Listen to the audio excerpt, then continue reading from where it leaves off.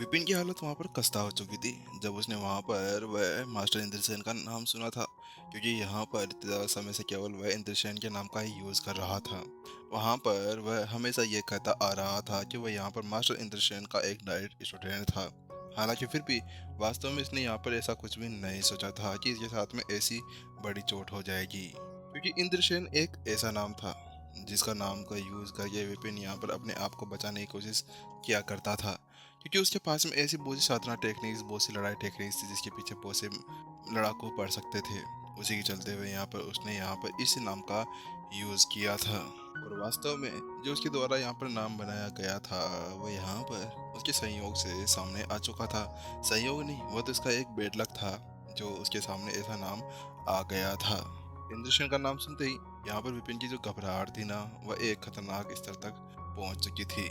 अब यहाँ पर पता चला कि विपिन को आखिरकार जब भी वह यहाँ पर मास्टर इंद्रसेन का नाम लिया करता था तो उसके बाद में आखिरकार क्यों सभी सभी वहाँ पर उसकी सारी चीज़ों को एक तरफ रख दिया करते थे और वहाँ पर उसकी नाम का कोई भी यूज़ नहीं कर सकता था। यहाँ पर अब पता चल चुका था कि विपिन यहाँ पर जितने ज़्यादा समय से अपना नाम यूज़ कर रहा था ना, वह केवल उसके दबाव की वजह से नहीं था। वह बात कुछ ऐसी थी कि जो मास्टर इंद्रसेन थे ना, वह असलियत में यहाँ पर थे। उसी वजह से शायद यहाँ पर सभी को उनके बारे में पता होगा जहाँ जहाँ वह गया था। इसी वजह से यहाँ पर जब भी मुख्यालय के बारे में इसको पता चलता तो वहाँ पर वह सभी मास्टर इंद्रसेन के उस शिष्य के बारे में हमेशा छुपा कर रखा करते थे। और इसी वजह से इसके अलावा यहाँ पर कोई भी ये नहीं चाहता होगा कि यहाँ पर किसी बड़े मास्टर टीचर को परेशान नहीं हो। इसी वजह से भी यही कारण था। लेकिन वास्तव में ये तो बहुत ही बड़ा इत्तेफाक हो गया विपिन तेरे साथ में। अच्छी बात है कि तू वहाँ पर सीधा इंद्रसेन के सामने नहीं चला गया और उससे ये नहीं कहा कि तू यहाँ पर मास्टर इंद्रसेन का डायरेक्ट स्टूडेंट है। अगर ऐसा तू कर देता ना तो उसके बाद में तेरा क्या होता। मास्टर इंद्रसेन तेरे को सीधे ही सीधे यहाँ पर दो थप्पड़ में ही तेरे को ऊपर पर लोग सिधार देते। आखिरकार ये मेरे साथ में हो क्या रहा है? क्या यहाँ पर लाइब्रेरी ऑफ हेवंस, क्या यहाँ पर स्वर्ग मेरा यहाँ पर इम्तिहान है लेने जा रहा है? क्योंकि स्वर्ग की लाइब्रेरी भी उसी की एक चीज़ थी। जल्दी से वह अंदर चला जाता है तो वहाँ पर जाकर उसको कुछ अलग ही महसूस होने लगता है। उसको एक अलग ही व्यक्तित्व का पता चल रहा था। वहाँ पर उसको पता नहीं था कि आखिरकार ऐसा क्यों हो रहा था, लेकिन फिर भी पता नहीं क्या था उसके अंदर ऐसा जो उसको एक अलग ही आभा का पता लगाने दे रहा था। हालांकि यहाँ पर विपिन बहुत ही ज़्यादा उस सदमे के अंदर ही था कि अचानक से उसको एक आवाज़ सुनाई देती है। विपिन विपिन क्या हुआ तुम्हें? आखिरकार तुम अभी कौन से सदमे के अंदर जा चुके हो? यहाँ पर वो आवाज़ किसी और की नहीं थी, वह मोटू ने कहा था। वहीं उस आवाज़ को सुनते ही विपिन वापस से अपने उस झटके से बाहर निकल जाता है। जो इतनी देर वो दूसरी दुनिया के अंदर था, उस दुनिया से बाहर निकल कर वापस आ जाता है, क्योंकि वास्तव में विपिन को भी पता चल चुका था कि यहाँ पर वह कौन सी दुनिया के अंदर जा चुका था। उसकी यहाँ पर फटकर चार हो गई थी इसी वजह से। हाँ हाँ, मैं बिल्कुल ठीक हूँ। उसकी बात सुनने के बाद में विपिन ने उससे कहा और जल्दी से जो उसके मन की स्थिति थी ना, वापस से उसको वह ठीक कर लेता है।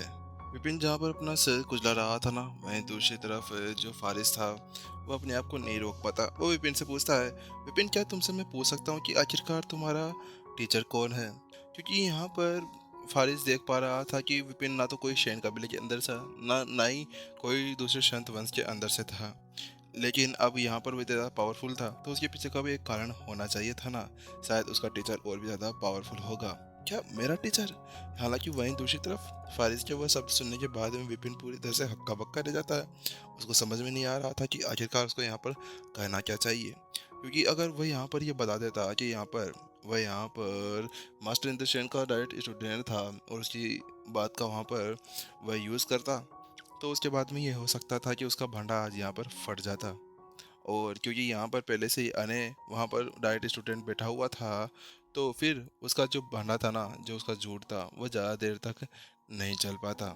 इसी वजह से विपिन वहाँ पर बिल्कुल शांत था और वो समझाना चाहता था कि आखिरकार उसको क्या कहना चाहिए। लेकिन अचानक से फारिस को भी समझ में आ जाता है कि क्या विपिन यहाँ पर बताना नहीं चाहता। इसी वजह से वो उससे कहता है, अरे अरे विपिन, अगर तुम यहाँ पर मुझे कुछ ऐसा बताना नहीं चाहते ना तो कोई बात नहीं, तुम मुझे मत बताओ। क्योंकि फारिस भी इसके बारे में पता था कि यहाँ पर कुछ कुछ मास्टर टीचर्स हुआ करते थे जो अपने स्टूडेंट्स को अपनी लाइमलाइट या अपने नाम का यूज़ नहीं करने देते थे, क्योंकि वह भी चाहते थे कि वह उनका स्टूडेंट खुद आगे बढ़े और अपने नाम को आगे ग्रो करे। इसी वजह से और उसकी बात सुनने के बाद में विपिन ने कहा, अच्छी बात है फारिस, आप समझ गए कि मैं यहाँ पर क्यों आपको अपना नाम नहीं बता सकता। विपिन ने वैसे यहाँ पर हवा की सांस ही ली थी, क्योंकि अब उसको यहाँ पर अपनी असलियत का पता नहीं बताना पड़ा। और उसके साथ में ही थोड़ी देर वो फिर और इधर की उधर की बातें करते हैं, और उसके बाद में सभी सभी अब अपने अपने काम करने के लिए इधर उधर चले जाते हैं, और सभी अपनी साधना को आगे बढ़ाने लगते हैं। सभी अपने रूम के अंदर चले जाते हैं, विपिन भी अपनी जगह पर जाकर बैठ जाता है, और वहीं जाकर अब अपनी साधना करने लगता है। हालांकि वहां पर अब उसको विक्रम की थोड़ी बहुत चिंता होने लगी थी। इसी वजह से विपिन यहाँ पर फारिस से इसी वजह से यहाँ पर विपिन जल्दी से अकबर से यही पूछना चाहता था। लेकिन वह ये सोच रहा था कि आखिरकार उसको भी यहाँ पर उससे क्या पूछना चाहिए, क्योंकि जो अकबर था ना, वो 2 साल से अपने कबीले से बाहर था, और जो उसका स्टूडेंट विक्रम था, वो कुछ समय पहले ही वापस अपने कबीले के अंदर गया था। इसी वजह से शायद ही यहाँ पर अकबर को पता होगा कि जो उनका एक प्रतिभाशाली उस्ताद था ना, वो वापस से लौट आया है। इसी वजह से विपिन ने उस मामले को भी जाने दिया, और वहां पर बैठे बैठे अब वो जो अपनी साधना था ना, उसको वह मजबूत से मजबूत करे जा रहा था। और वहीं दूसरी तरफ जो दिव्य सारस था वह अपने मार्ग के अंदर उड़ता रहता है। जल्दी वह एक पर्वत श्रृंखला के अंदर पहुंच जाता है, और उसके अंदर ही आगे बढ़ता रहता है।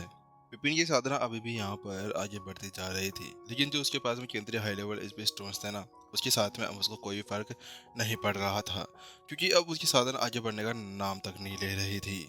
और अगर विपिन अपनी इस ताकत के साथ में अब फिर से वापस से हर्षित को एक बार चैलेंज देता है, और हर्षित यहाँ पर अपने पावर को थोड़ा सा कम करने के बाद में उससे लड़ता है ना, तो उसके बाद में विपिन उसके साथ में टिक जाएगा। वहीं दूसरी तरफ जो दिव्य सारस था, वो एक जगह पर आकर रुक जाता है, और उसे चलते हुए यहाँ पर हर्षित एक तरफ इशारा करते हुए कहता है, देखो वहां पर है डोंगजू गोड का वह फ्रूट, जिसको हम लोग यहाँ पर लेने के लिए आए हुए हैं। उसके साथ में यहाँ पर फिर से वह सारस वहाँ पर हर्षित के उस मार्ग के साथ में आगे बढ़ने लगता है, जिस तरफ हर्षित यहाँ पर इशारा कर रहा था। वही भीड़ भी अब नीचे देखी हुई जा रही थी। भीड़ का जैसे नीचे देखते हैं, तो नीचे पाते हैं कि यहाँ पर एक अजगर नुमा एक बड़ी खाड़ी बनी हुई थी। वो बहुत ही ज्यादा चौड़ी थी, और ऐसा दिखा रही थी जैसे कि वो एक अजगर हो। और अंत में जाते जाते वहां पर एक अजगर के शेप का एक मुंह भी था। देखो, यहाँ से फॉर्मेशन स्टार्ट हो जाती है। इसके अंदर एक बहुत ही ज़्यादा पावरफुल फॉर्मेशन लगी हुई है, हर्षित ने वहाँ पर सभी से कहा। हालांकि उसकी बात सुनने के बाद में विपिन भी वहाँ का निरीक्षण करने लगा, तो वो वहाँ पर पाता है कि हाँ, वास्तव में यहाँ पर एक आकाशी डिजाइनर द्वारा यहाँ पर एक संरचना बनाई गई है। ये एक फॉर्मेशन मास्टर द्वारा नहीं थी, और उनके बीच में एक रेखा खींची गई थी, जिसकी वजह से यहाँ पर जो आध्यात्मिक ऊर्जा थी ना, वह आसपास की पूरी एक जगह पर जाकर इकट्ठा हो रही थी।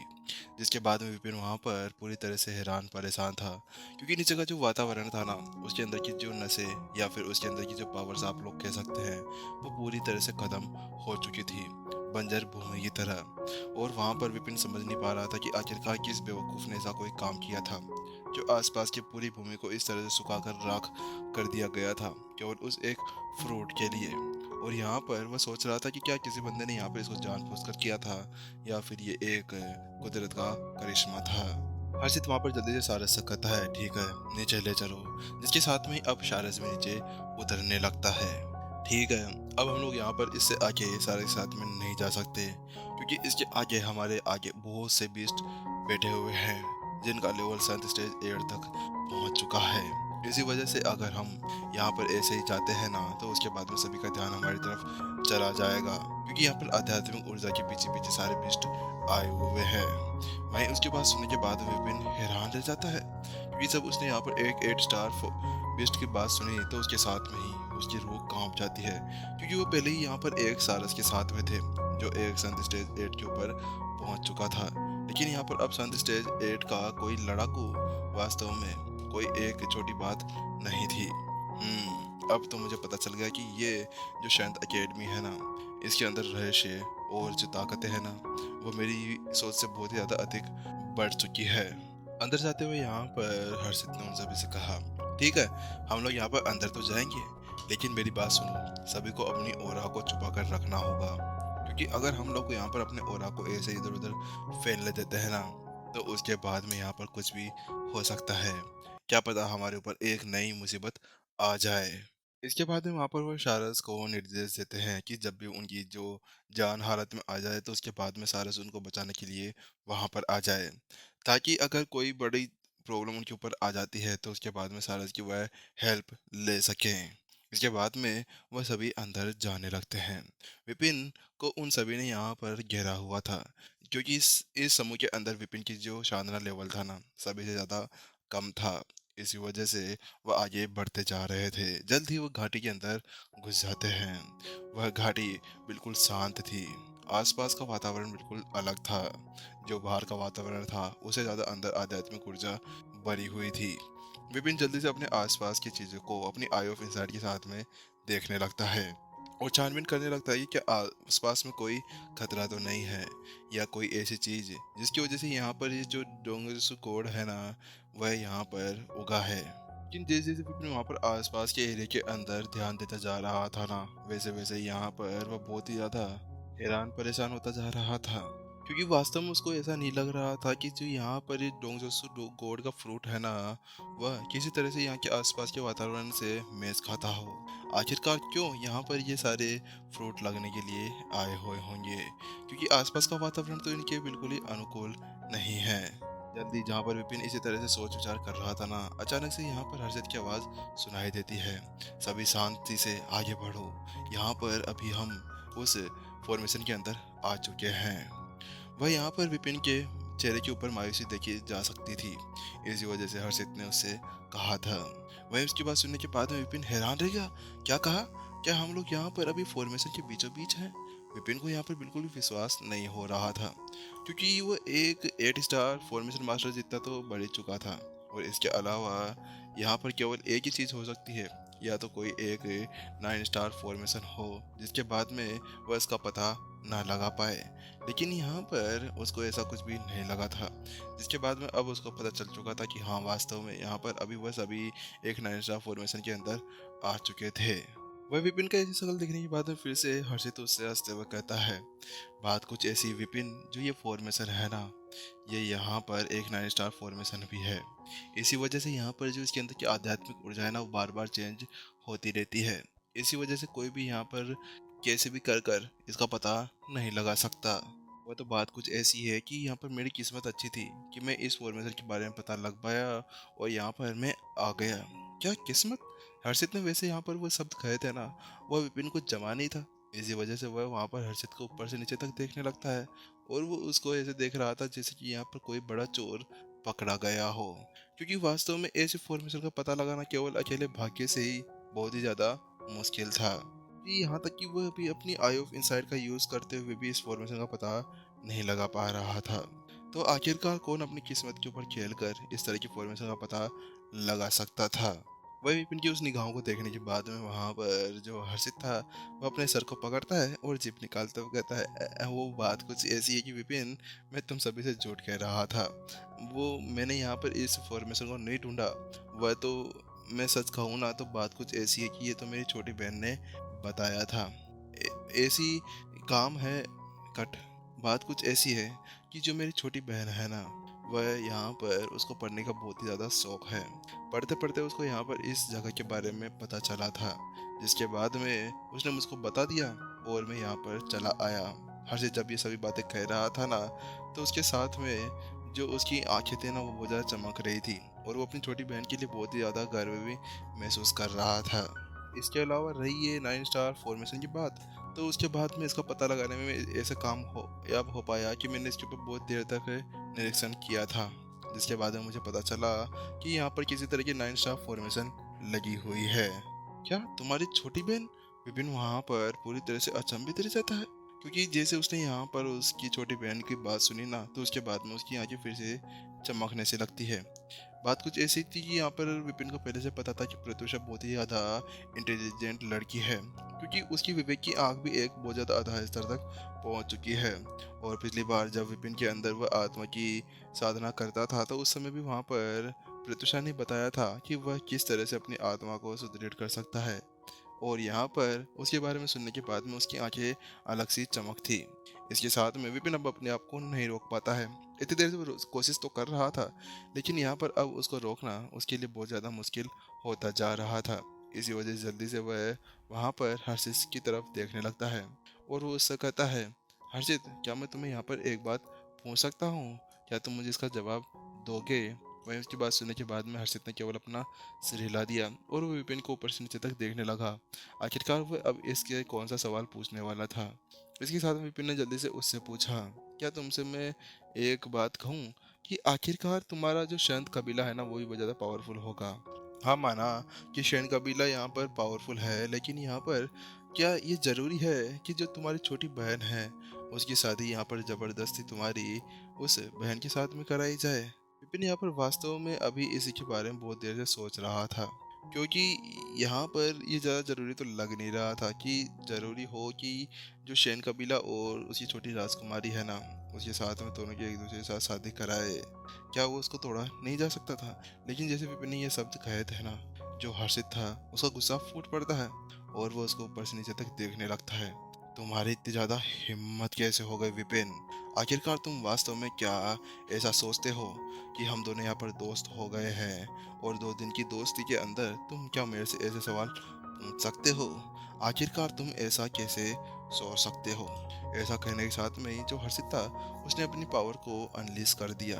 अगले पर आसपास का वातावरण के अंदर का जो दबाव था वह बहुत ज़्यादा भयावह हो चुका था। उसके अंदर जो किलिंग हो रहा था ना, वह देखा जा रहा था। ऐसा लग रहा था जैसे कि वो किसी को मारने की कोशिश कर रहा हो। वहीं उस ओरा को महसूस करने के बाद विपिन की रूह भी वहाँ पर कांप जाती है, क्योंकि यहाँ पर जो किलिंग हो रहा था ना, वह सीधा हर्षित के अंदर से निकल रहा था। उसके बॉडी के ऊपर बहुत ज़्यादा खतरनाक दबाव महसूस हो रहा था और जहाँ पर ये हत्या कर रहा था महसूस हो रहा था, वहीं दूसरी तरफ एपिसोड भी खत्म हो रहा था। जल्द ही मिलते हैं शाम को नेक्स्ट एपिसोड के अंदर। जब तक के लिए टाटा बाय बाय।